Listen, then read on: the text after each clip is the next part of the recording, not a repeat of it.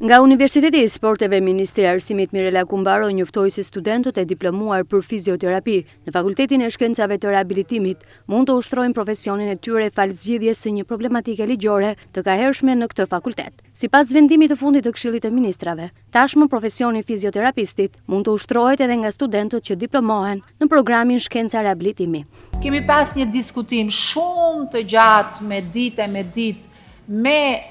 të dy kolegët, me rektorin dhe me dekanin, me urdhrin e infermierëve, të cilët janë një hallkë shumë e rëndësishme sikurse ju e dini, dhe me Ministrinë e Shëndetësisë. Në mbledhjen e javës së kaluar, në 6 mars, qeveria miratoi ndryshimet e nevojshme në vendimin e Këshillit të Ministrave për profesionet e rregulluara, duke futur shumë qartësisht për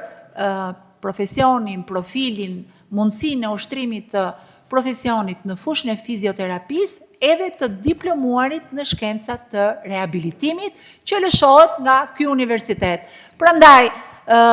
i duruar i fituari, më vjen mirë shumë që vi me këtë,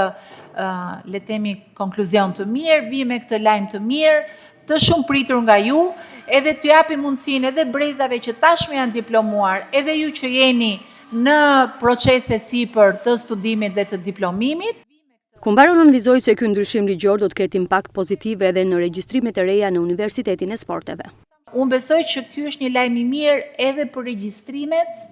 e studentëve që do duan të futen më tej në këtë deg. Vjen në kohën e dur sepse regjistrimet janë në muajt në vazhdim, kështu që ju garanton juve dhe atyre që do të vinë mundësinë e integrimit në tregun e punës. Gjatë vizitës në Universitetin e Sporteve, Ministria Kumbaro tha se qeveria shqiptare dhe Ministria e Arsimit do të vijojnë mbështetjen për Universitetin e Sporteve duke konsideruar atë aset kombëtar.